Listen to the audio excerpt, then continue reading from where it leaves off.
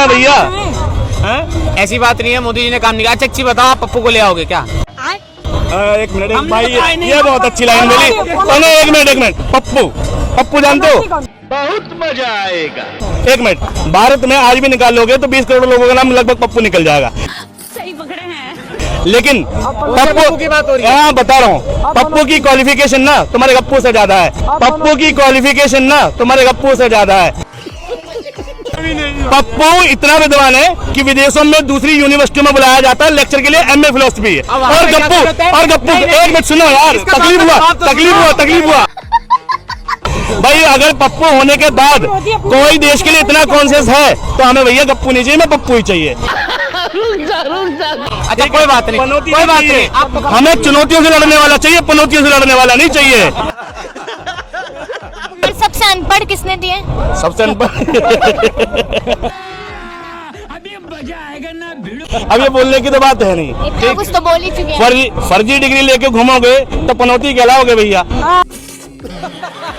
हाँ जी मित्रों, फिर से आ गया हूँ एक और नई वीडियो लेकर। तो शुरू की क्लिप देखकर आप तो समझ ही गए होंगे कि आज की वीडियो कैसी होने वाली है। दोस्तों आज के इस वीडियो में ये भक्त ज्ञान दे रहा था और ऐसी ज्ञान दे रहा था जिसे देखने के बाद आपको बहुत ही हंसी आने वाली है, क्योंकि आज के इस वीडियो में आपको पता चलेगा कि किस तरह से इन भक्तों के दिमाग में अनभक्ति का नशा चढ़ा हुआ है और उसी नशा को आज ये चश्मे वाले भाई उतारने वाले हैं। जी हाँ दोस्तों, ये चश्मे वाले भाई आज इस भक्त की जमकर बैंड बजाते हैं और इसे पूरा का पूरा एक्सपोज कर देते हैं। तो आखिर इसकी बैंड कैसे बजाई गई, ये सब जानने के लिए वीडियो में एंड तक बने रहना। दोस्तों आज के इस वीडियो में आपको बहुत ही मजा आने वाला है, तो वीडियो में एंड तक बने रहें और अपनी राय कमेंट बॉक्स में जरूर बताएं। तो चलिए दोस्तों, वीडियो को लाइक करके और चैनल को सब्सक्राइब करते हुए वीडियो को शुरू कर लेते हैं बिना किसी बकचोदी के।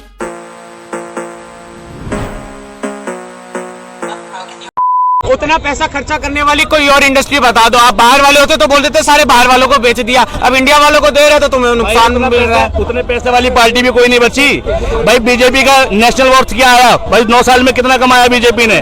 कांग्रेस इतनी छोटी पार्टी कैसे रह गई? इंडियन पार्लियामेंट में, इंडिया पार्लियामेंट अभी सेंट्रल विस्ता प्रोजेक्ट बन रहा है। इंडियन जो नया पार्लियामेंट बना है उसमें कितना पैसा लगा है? कितना पैसा लगा है बताओ? 970 करोड़ रुपए लगे। 970 करोड़ लगे हैं। कांग्रेस की सरकार में 3000 करोड़ रुपए हुए थे। आज की इन्फ्लेशन के हिसाब से 39 करोड़ बैठता है। 3900 करोड़ का खर्चा। G20 में जो पैसा लगा है उसका क्या? वो वापसी आएगा, उनकी चिंता नहीं करो। आएगा, कैसे आएगा? इंडिया सुनो मेरी बात, वो पैसा लगाना जरूरी था। अगर नहीं लगाते तो हमारा आगे जाके कोई भी कंट्री। G20 से फायदा क्या हुआ है? ये फंस गया सीएम। फायदा बताइए। कई इंडस्ट्रियलिस्ट आए हैं इंडिया में और वो निवेश करेंगे। आप आके देखो तो सही। जो कांग्रेस गवर्नमेंट इन्वेस्टमेंट धीरे धीरे बढ़ रहा है। जो ये तो एफडीआई तो कांग्रेस की नीति थी भाई, ये बढ़ा क्यों रहे थे? इसका विरोध क्यों कर रहे थे? नीति उनकी थी तो काम उसमें कोई और बेहतर नहीं कर सकता क्या? नहीं विरोध कर रहे थे ना, इसलिए पूछ रहा हूँ। और एक बात बताओ, तुमने पढ़ा होगा 1991 की नई आर्थिक नीति सुधार, थोड़े बहुत पढ़े लिखे लग रहे हो मुझे, ठीक है। नई आर्थिक नीति सुधार में जो एलपीजी की पॉलिसी थी, लाइब्रेशन, प्राइवेटेशन, ग्लोबलाइजेशन, तो उसमें मनमोहन सिंह ने क्या किया था भाई? आज इतनी इंडस्ट्री बाहर से आई, तुम्हें fridge, washing machine, television, colour television, mobile phone, mobile क्रांति, नेट क्रांति, ये 1991 की नीति का तो है। तो नतीजा, एक चीज का जवाब दो। हम लोग कोका कोला पीते हैं सारे। उससे पहले क्या चलती थी? उससे पहले चलती थी कैंपा, और वो क्या है, इंडियन ब्रांड थी। जब कोका कोला इंडिया में आया तो कैंपा का पर कच्चे उड़ गए, कोई भी नहीं उसको पूछने लगा। जैसे जियो आया और बीएसएनएल खो गया। ये बड़ी अच्छी बात कही है। ये भी लेकिन ऐसी बात तो नहीं है, दोनों है तो इंडियन कंट्री। दोनों बात में डिफरेंस है। प्राइवेट एक सरकारी है तो है तो इंडियन ओरिजिन ही। अच्छा, इंडियन ओरिजिन होने से क्या होता है भाई? एक बात बताओ आप। सुनो एक मिनट बिल्कुल जस्टिफाई कर रहे हो। सुनो, अरे सुनो, जियो क्रांति लेके आई तो जियो इंडियन कंपनी तो है। आज वर्ल्ड में किसी कंट्री में चले जाओ, इतना सस्ता नेट किसी को नहीं मिलेगा, अपने को फायदा है। अच्छा और उसी में अपने तो सस्ता नहीं दे रहे जियो, अब तो सस्ता नहीं दे रहा। नहीं, अब तो महंगा बाजार के हिसाब से जितना बाहर के, इंडिया के बाहर में रेट है उससे ज्यादा तो कम। कितना रेट है बाहर में नेट का? बाहर तो फ्री चल रहा है भाई सब नेट।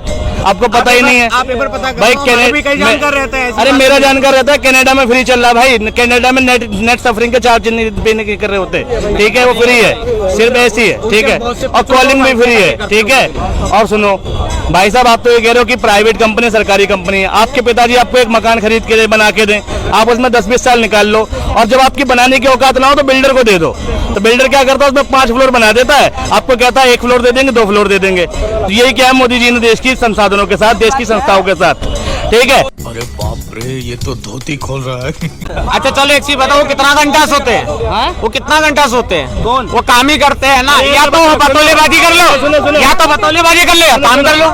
अभी बदत है भाई, अभी बदत है। तो दोस्तों जैसा कि आपने देखा, इस भक्त ने कहा कि मोदी जी कितना घंटा सोते हैं, वो तो काम ही करते रहते हैं। तो इसी को लेकर ये चश्मे वाले भाई इस भक्त की और भी मजेदार तरीके से बैंड बजाने वाले हैं। तो वीडियो में एंड तक बने रहें और अपनी राय कमेंट बॉक्स में जरूर बताएं।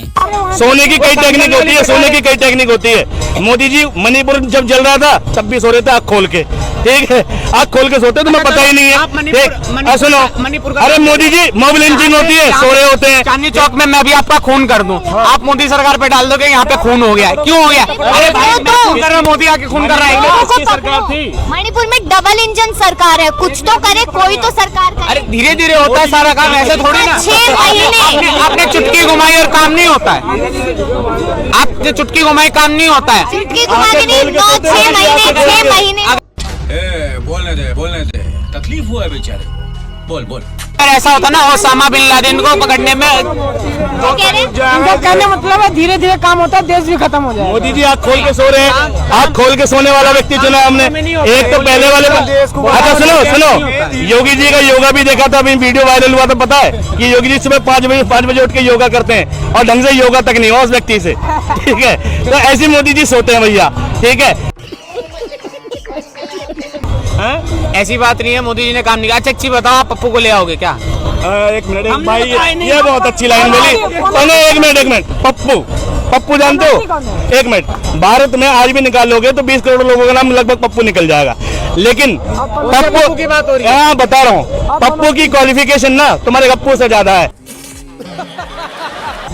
ठीक। दूसरी बात ज्यादा है, और दूसरी बता रहा हूँ, सुनो और दूसरी बता रहा हूँ, अरे दिमाग भी बता रहा हूँ।